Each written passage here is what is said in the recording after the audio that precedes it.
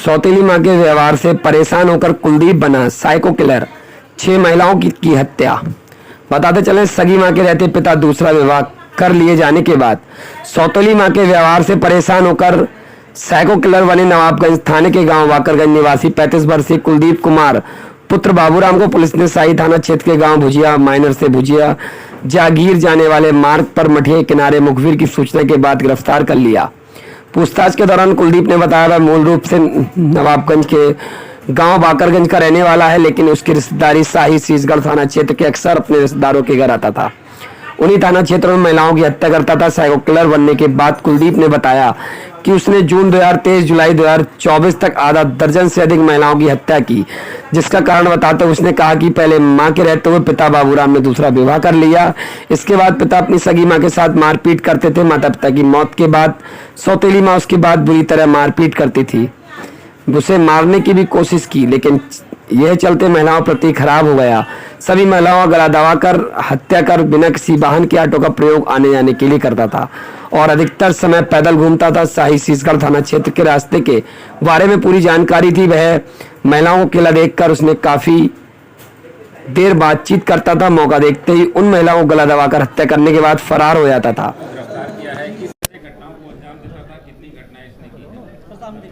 जैसा कि आप सभी अवगत हैं कि वर्ष 2023 और इस वर्ष जुलाई 2024 में थाना शीशगढ़ और थाना शाही अंतर्गत कुल 6 महिलाओं की हत्याओं के केसेस दर्ज थे 302 आईपीसी के अंतर्गत, जिनका अनावरण नहीं हुआ था। हम लोगों ने इसके लिए, इनके अनावरण के लिए एक टीम गठित की थी और उस टीम को एक ऑपरेशन तलाश का टारगेट दिया गया था, जिसमें हम लोगों को पकड़ना था उस व्यक्ति को या उन व्यक्तियों को जिनके द्वारा ये घटनाएं कारित की गई हैं। हम लोगों ने आज इन घटनाओं का अनावरण करते हुए अभियुक्त को गिरफ्तार किया है। इन सभी घटनाओं में एक ही अभियुक्त शामिल था, जिसका नाम है कुलदीप पुत्र बाबूराम। कुलदीप पुत्र बाबूराम गांव बाकरगंज, थाना नवाबगंज, जनपद बरेली का ये रहने वाला है। इसकी उम्र लगभग 35 वर्ष है। इससे कल शाम को 6 बजे इसको गिरफ्तार किया गया है पुलिस के द्वारा। तब से लेकर अब तक इससे पूछताछ की गई है। पूछताछ में तथ्य प्रकाश में आए हैं कि इसके द्वारा ये 6 की 6 घटनाएँ कारित की गई। इन 6 घटना स्थलों पे ये पुलिस को लेके गया है। इसके द्वारा एग्जैक्ट घटनास्थल दिखाया गया है कि किस जगह पे इसने घटना कारित की। घटना कारित करने का तरीका भी इसके द्वारा बताया गया है। उन सब की हम लोगों ने वीडियोग्राफी की है, जो कि एविडेंस के रूप में विवेचना के दौरान इस्तेमाल किया जाएगा। इसका जो पारिवारिक बैकग्राउंड है वो ये पता चला है कि इसके पिताजी की 2 शादियाँ हुई थी और जो इसकी सगी माँ थी उनके साथ इसके पिताजी के द्वारा मारपीट की जाती थी। कुछ समय ऐसा था जब इसकी सगी माँ और सौतेली माँ दोनों उसी घर में रहती थी। उस दौरान इसके पिताजी के द्वारा इसकी मां के साथ मारपीट की गई, कई बार मारपीट की गई, जिसके लिए अपनी सौतेली मां को दोषी मानता था। उसके बाद वर्ष 2014 में इसकी शादी हुई। इसका जो हिंसक नेचर था वो अपनी पत्नी के साथ भी जारी रहा और कई बार ऐसा हुआ कि ये हिंसक हुआ और इसने अपनी पत्नी के गले को भी दबाने का प्रयास किया। ये उनसे बातचीत में ये बात तस्दीक हुई है, जिसके फलस्वरूप इसकी पत्नी इसको कुछ साल बाद छोड़ के चली गई और उसके बाद महिलाओं के प्रति इसके दिमाग में द्वेष और कुंठा और अधिक बढ़ गई।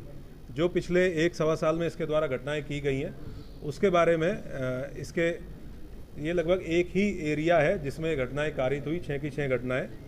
वहीं पे 3 गांव हैं। उन 3 गाँव में इसकी 2 गाँव में इसकी बहनें हैं और एक गाँव में इसके एक रिश्तेदार हैं। ये उन 3 में से किसी एक गाँव में अपना ठिकाना ढूंढता था और उसके बाद क्योंकि वहाँ लोकल रहने वाला है, वहाँ का एरिया बहुत अच्छे से जानता है, तो दिन में ये पगडंडियों के रास्ते, चक्रोड़ के रास्ते खेत घूमता था और ऐसा स्थान चिन्हित करके ये देखता बेसिकली ये था कि किस खेत में अकेली महिला है जो काम कर रही हैं, क्योंकि दिन में महिलाएं अक्सर जाती हैं चारा काटने के लिए या खेत में काम करने के लिए, और ऐसी महिलाओं को टारगेट करके ये उनके पास पहुंचता था। या अगर इसको कहीं पगडंडी पे रास्ते पे महिला मिली तो ये महिलाओं से बातचीत करने में बहुत सहज तरीके से बातचीत करता है। इसकी कुछ वीडियोज़ भी हमारे पास हैं जिसमें अनजान महिलाओं से पुलिया पे बैठ के बातचीत कर रहा है। बहुत सहज तरीके से बातचीत करता था और उनको सुनसान जगह पर ले जाकर थोड़ा 10-20 खेत में ले जाकर अप्रोच करता था। जैसे ही महिला ने विरोध किया या महिला ने मना किया तो ये तत्काल बहुत एग्रेसिव हो जाता है, हाइपर एग्रेसिव हो जाता है और इसके द्वारा उनका गला दबाते हुए और उनकी साड़ी से एक जिसमें महिला ने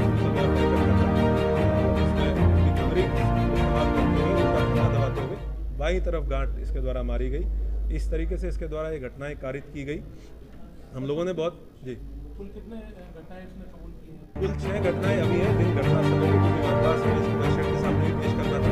कुल 6 घटनाएं हैं जिसके बारे में हम इसको घटनास्थल पर ले जाकर हमने तस्दीक कर लिया है। ये घटना इसने कहाँ पे की, किस तरीके से की, कब की। एक और चीज़ सामने आई है कि ये हर घटनास्थल से एक ट्रॉफी के रूप में, जो कि इस तरह के अपराधियों का एक की फीचर देखा गया है, उसका कुछ लेके जाता है। और उसमें 2 केसेस में हंसिया महिला के पास थी, महिला ने जब विरोध किया तो उसकी हंसिया को ये लेके गया, वो दोनों बरामद कर ली गई हैं। एक केस में ये एक ब्लाउज का टुकड़ा और लिपस्टिक और बिंदी ये लेके गया, वो भी इसने जहाँ पे उसको ये रखता था वो बरामद कर लिया गया है। एक आधार कार्ड भी बरामद किया गया है। ये लोग इससे और पूछताछ करेंगे। 3 और घटनाएं हैं जो सिमिलर मोडस ऑपरेंडी के साथ हुई हैं, जिसमें पूर्व में जो वर्कआउट हो चुकी हैं, जिनमें कुछ लोग जेल गए थे, उसके बारे में इसको रिमांड पे लेके पीसीआर पुलिस कस्टडी रिमांड पे लेके, क्योंकि जिस तरह का इसका मोडस ऑपरेंडी है करने की आवश्यकता है। पीसीआर पे रिक्वेस्ट करने के बाद तब इससे और डीपली पूछताछ की जाएगी और घटना को लेके जाएंगे। एक साल से लगातार एक व्यक्ति इस तरीके की घटनाएं कर रहा है। आस पड़ोस के गांव में 3 रिश्तेदारी के घरों में भी लगातार एक घटना के बाद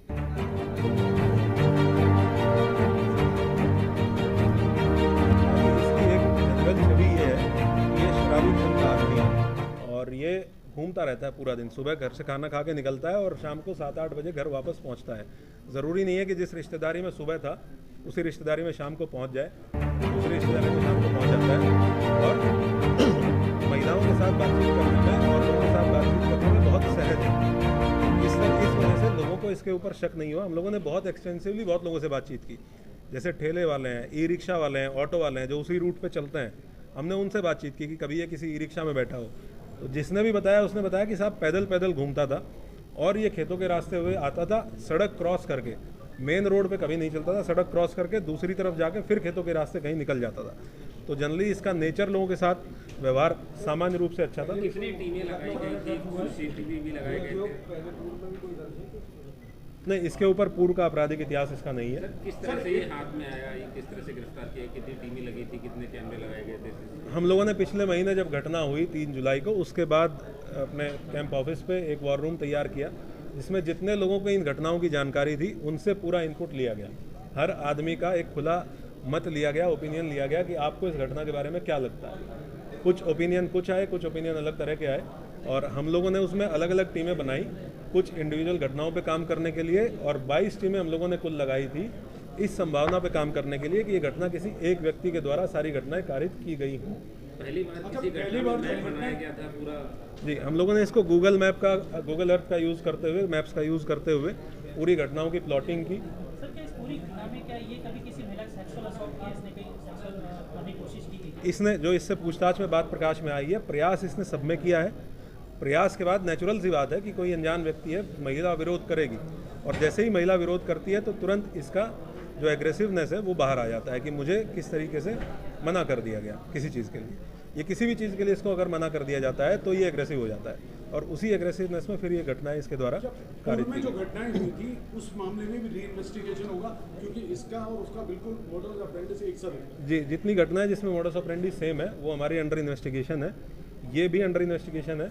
हम लोग क्योंकि इसमें बहुत लोगों ने काम किया है तो एक टीम गठित करके इन सारी घटनाओं का एक टीम से इन्वेस्टिगेशन कराएंगे और इसको पीसीआर लेके उन घटना स्थलों पे भी ले जाएंगे कि अगर ये तस्दीक करता है कि उन घटना स्थलों पे ये था तो हम पूरे एविडेंसेस कलेक्ट करके उन घटना के बारे में भी इससे जरूर छानबीन पूर्व में जेल गए हैं तो जो पूर्व में लोग जेल गए हैं उस मामले में अब लगता है कि इंसाफ मिल जाएगा अगर ये खुलता है। वो मैं आपको इन्वेस्टिगेशन के दौरान आपको जैसा जैसा होता रहेगा मैं आपको अपडेट करता रहूँगा, लेकिन ये मैं आपको श्योर कर रहा हूँ कि हम लोग इन्वेस्टिगेट कराएंगे। सर, पहली घटना कौन सी कबूल की है? ये पिछले साल जून 2023 की घटना है, जिसमें जो मैंने आपको भी डिटेल में दिखाया, वो घटना भी इसी तरीके से महिला की, इसके द्वारा लगभग 55 साल की महिला की हत्या की गई थी। 2 मिनट में आपको प्रयासों के बारे में बताना चाहूँगा क्योंकि ये घटनाएं पिछले 1 साल 2 महीने से लगभग घटनाएं हुई हैं। पिछले 1 साल से पुलिस के अधिकारियों, कर्मचारियों, सभी पुलिसकर्मियों के द्वारा बहुत मेहनत से काम किया गया। उनके नाम मुझे सिपाही हमारे